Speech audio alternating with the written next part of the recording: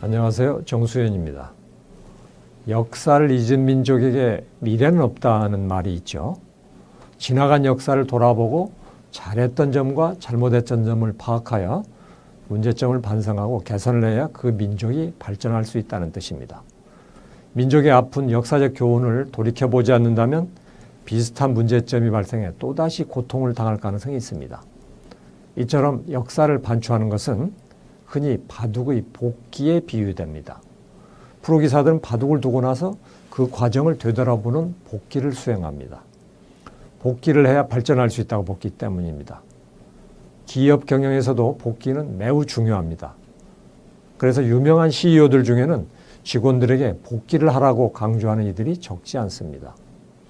오늘은 프로기사의 특별하고 훌륭한 관행인 복기에 대해 알아보겠습니다.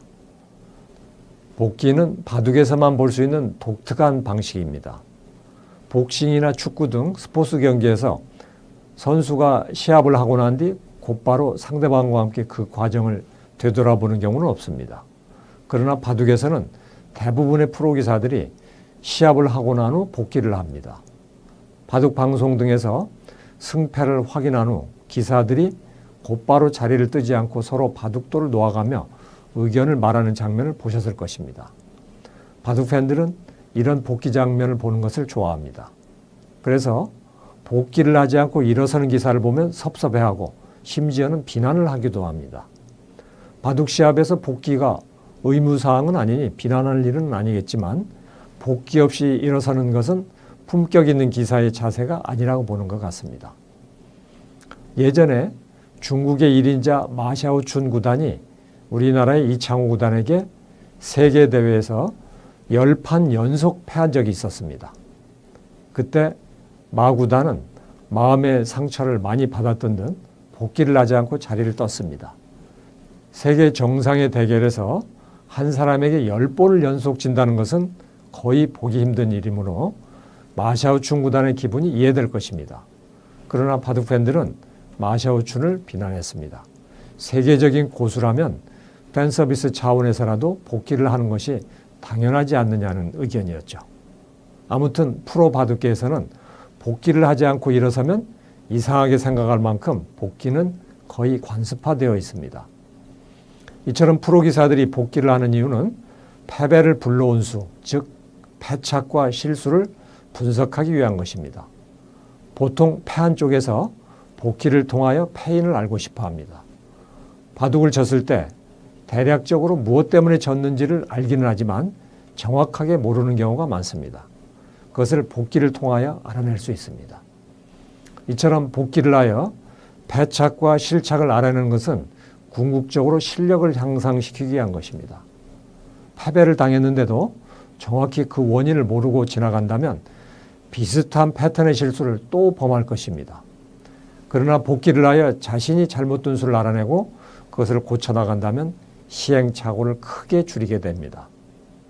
복기가 실력 향상에 도움이 되기 때문에 전문 바둑도장 같은 데서는 아예 교육 방법의 하나로 채택하고 있습니다. 즉 지도사범이 원생들이 둔 바둑을 놓아보라고 하며 복기를 해줍니다. 이때 다른 원생들도 삥 둘러앉아 그것을 보며 함께 공부합니다. 실전 대국을 하고 복기를 하는 것은 어느 바둑도장에서든 필수적인 교수법으로 사용되고 있습니다. 수행에 대한 복기를 잘하기 위해서는 복기에 임하는 자세를 올바로 가질 필요가 있습니다. 복기를 하는 올바른 자세는 다음의 3가지입니다. 다른 사람의 의견을 존중하라. 엉뚱한 의견이라도 무시하지 마라. 감정에 치우쳐 얘기하지 마라. 이것은 회의나 토론 또는 인간관계에서도 중요한 커뮤니케이션 스킬인데요. 복기에서는 특히 중요합니다. 복기의 기본은 다른 사람의 의견을 존중하는 것입니다. 복기를 할 때 간혹 자기 주장을 강하게 하고 남의 의견을 잘 받아들이지 않는 사람이 있습니다. 그런 사람과의 복기는 그다지 유익하지 않습니다. 수의 잘잘못을 객관적으로 가려내야 하는데 자신의 주장이 맞다고 고집을 부리니 올바른 분석을 하기 어렵습니다. 따라서 복기할 때는 남의 생각을 잘 경청하는 것이 중요합니다. 둘째는 엉뚱한 의견이라도 묵살해서는 안 된다는 것입니다. 자신의 상식에 어긋난다고 해서 이상한 눈초리로 바라보거나 무시를 하면 창의적인 묘수를 놓칠 가능성이 있습니다. 예전에 일본에서 활동하는 한국인 프로기사로부터 들은 실화가 하나 있습니다. 프로기사들이 바둑 연구회를 할 때 한 젊은 기사가 이런 수는 어떨까요 하며 약간 특이한 수를 얘기하자 선배 기사가 이 녀석아 그런 수가 어딨어 하고 핀잔을 줬다고 합니다. 이런 분위기에서는 특별한 수가 떠올라도 혼날까 봐 얘기를 안 할 것이고 진정한 복귀가 이루어지지 않을 것입니다. 셋째는 복귀할 때 감정이 담겨 있어서는 안 된다는 것입니다. 바둑을 패한 쪽에서는 분하고 아쉬운 기분이 있어 이렇게 두었으면 다 이긴 바둑이라는 식으로 얘기할 수 있습니다. 이렇게 패자의 감정이 드러난 의견이 많이 나오면 좋은 복귀가 되기 어렵습니다. 승자 쪽에서 자신이 대국 중에 구상했던 전략이나 고민했던 부분 등에 관하여 솔직하게 털어놓지 않을 것이기 때문입니다. 일반적인 회의에서도 감정이 드러난 발언을 하는 사람에게는 진솔한 의견을 내놓으려고 하지 않을 것입니다. 복귀는 누구에게나 필요한 대단히 좋은 습관이라고 할 수 있습니다. 복귀를 하여 반성적으로 성찰하는 사람과 전혀 되돌아보지 않는 사람과는 엄청난 차이가 납니다.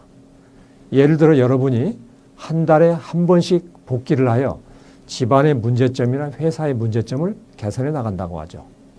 1년이면 12가지, 10년이면 120가지 문제점이 개선되는 효과를 얻게 됩니다. 개인이든 기업이든 100가지 문제점을 수정한다면 엄청난 발전이 있지 않겠습니까? 저는 대학교에서 한 학기가 끝났을 때 종종 교강사 회의를 열곤 합니다. 이 회의는 학생들을 가르친 것에 대하여 잘된 점과 문제점을 자유롭게 복귀하는 자리입니다. 이 회의를 해보면 제가 미처 생각하지 못했던 것들을 많이 알게 됩니다. 전혀 예상하지 못했던 문제점을 발견하게 되기도 하고 평범하지만 꽤 좋은 반응을 가져온 프로그램을 알게 되기도 합니다. 교강사 회의를 하지 않을 때와 비교해 보면 확실히 회의를 할 때 유익한 효과를 가져오는 것 같습니다. 복귀를 하지 않으면 얻는 것이 아무것도 없지만 복귀를 하면 확실히 소득이 있습니다. 그래서 프로기사들은 시합이 끝나고 나서 심신이 피곤한데도 복귀를 하는 것이겠죠. 여러분의 가정에서나 회사에서 수행한 업무와 경영에 대한 복귀를 습관화하시기 바랍니다.